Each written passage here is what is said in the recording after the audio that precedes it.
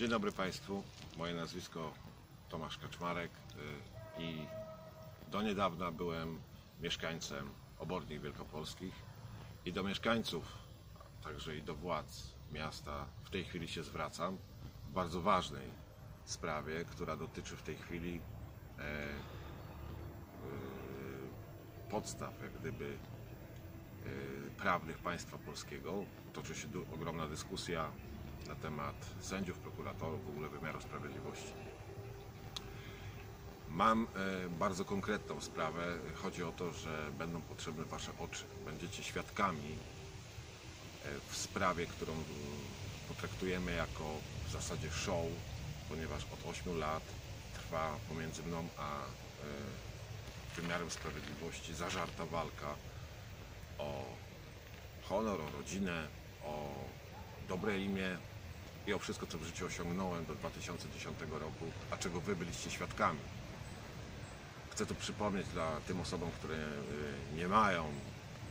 nie kojarzą mojej osoby, że nie byłem nikim ważnym w mieście, natomiast byłem osobą rozpoznawalną jako założyciel, trener, działacz i zawodnik Obornickiego Klubu Karate. Przez moją salę, przez moje treningi przewinęły się 2 pokolenia oborniczan. W tej chwili jestem nikim za sprawą obornickich prokuratorów i sędziów. O co chodzi? W ciągu 5 lat, w 2010 roku pierwszy raz, a potem w 2016 2 kolejne żony oskarżyły mnie o znęcanie fizyczne i psychiczne. I tutaj pojawia się Wasza rola, proszę Państwa, ponieważ będzie się ona sprowadzała do bycia ławą przysięgłych, świadkami wobec tego, co będę mówił, co będę robił i do czego się odwoływał. To wszystko to jest bzdura, to jest absurd.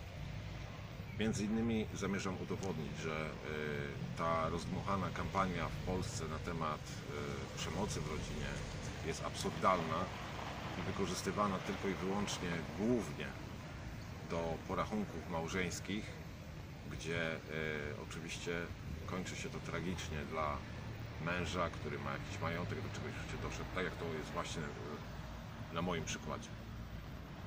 Nie ma to nic wspólnego z ochroną osób pokrzywdzonych, kobiet pokrzywdzonych. To jest jakaś dagonka, która przybrała już miarę histerii. Mam na to dowody i od 8 lat nie byłem w stanie się przebić ani w polskich mediach,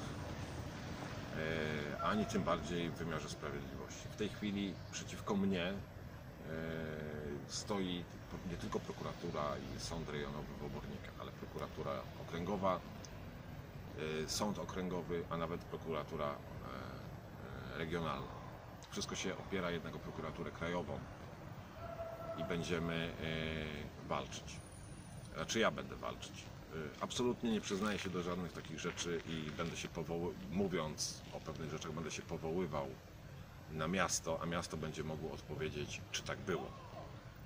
To wszystko, niczego więcej nie oczekuję. Nie oczekuję żadnych apeli, żadnych działań, które miałyby to zmienić. Po prostu to jest kłamstwo i wiem, że miasto to zweryfikuje. O to mi chodziło już 8 lat temu, żeby sprawy nie były jawne, żeby można było wpuścić media na salę sądową.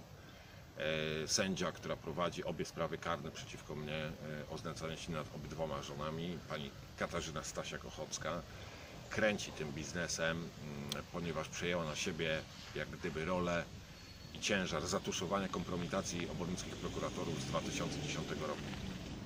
To wszystko znajdziecie w internecie na moim blogu. Nazwę podam na końcu. Przez te 8 lat miałem około 10 doniesień, oskarżeń o różne przestępstwa ze strony byłej żony, jak i żony, i drugiej żony, z którą w tej chwili jeszcze jestem w związku małżeńskim niestety. Oraz 3 sprawy wylądowały w sumie na wokandzie sądowej, były prowadzone postępowania karne. 4, przepraszam. I co się okazało? Tam, gdzie nie miałem adwokata, gdzie broniłem się sam, otrzymałem uniewinnienie w procesie o uporczywe uchylanie się od alimentów, ponieważ doprowadzono mnie do całkowitej nędzy i Miałem uczciwą sędzię, która prowadziła rzetelne postępowanie karne, gdzie mogłem się bronić, przedstawiać dowody i uzyskałem wyrok uniewinniający. A więc nie jest prawdą, że prawo polskie jest trudne. To nie jest tak do końca. Wystarczy, że sędzia jest uczciwy i prowadzi rzetelny proces, zgodny z zasadami praworządnego państwa i obywatel, jeśli jest niewinny, może się wybronić. A tak w Polsce nie jest. I tym się chcę zająć, chcę Państwu to pokazać. Jak to się odbędzie? Odbędzie się to tak, że pokażę dokumentację, a równocześnie będziemy mogli śledzić postępowania wytoczone z ramienia Prokuratury Krajowej przeciwko oskarżonym przeze mnie osobom, którym stawiam zarzuty popełnienia przestępstw. Pierwszą z tych osób to jest oczywiście moja pierwsza żona i druga żona, ale najważniejszym jak gdyby elementem jest sędzia Sądu Rejonowego w Obodnikach Katarzyna Stasiak-Ochocka, za którą stanął Sąd Okręgowy, Prokuratura Okręgowa, a także Prokuratura Regionalna w Poznaniu. Zobaczymy, kto wygra. Jestem człowiekiem, który przez wiele lat prowadził zajęcia karate. 2 pokolenia oborniczan przewinęły się przez moją salę.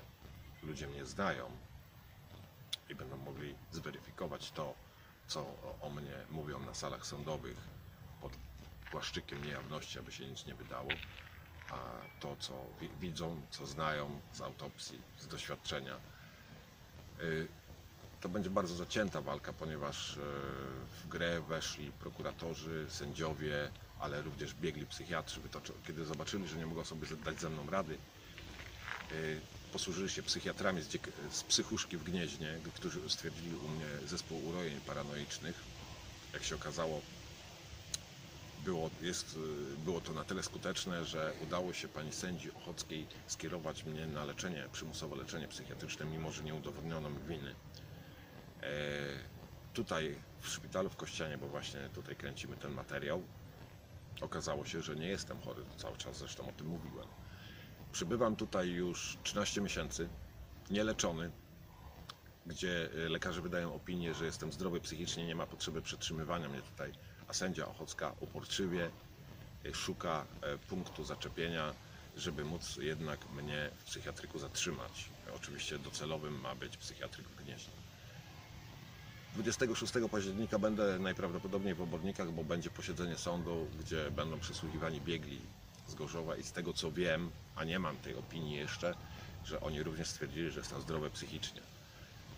To musi już skutkować wypuszczeniem mnie z internacji, ale to nie jest wszystko. Zapraszam Państwa na mojego bloga, bo to będzie przejście to będzie po prostu historyczna chwila, historyczna walka. Sędzia Ochocka przejdzie do historii nie tylko polskiego, ale światowego wymiaru sprawiedliwości. Będzie na pierwszym miejscu w Czarnej Księdze, ja jej to obiecuję. Zobaczycie, ile przestępstw popełniono, jak to wygląda, dlaczego w Polsce idzie się po wyrok. Wszystko Wam to wytłumaczę i wytłumaczę również, jak działa ta polska mafia sądowa, o której mówi też sam prokurator generalny i minister sprawiedliwości, pan Zbigniew Ziobro. Ja mam nadzieję, że on ten materiał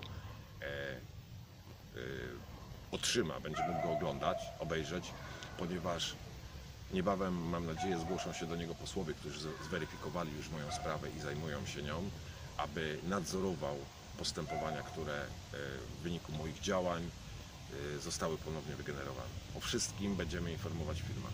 Mam też nadzieję, że będziecie to rozpowszechniać, ponieważ są potrzebne mi oczy, nic więcej. Oczy ludzi, żeby widzieli, jak to się dzieje. Jeżeli nie załatwią to na Waszych oczach. Nie w ciszy gdzieś tak, teraz już nie mają szans. Albo to państwo jest państwem prawa, albo zobaczycie po prostu pozostałość Rosji. Wtedy nie ma o czym w ogóle mówić. To są niepodważalne dowody i dokumenty. Nie będę nudził. Obiecuję, że nie będziecie się nudzić na moim blogu. A blog nazywa się Gnoje w Togach. Znajdziecie go w internecie.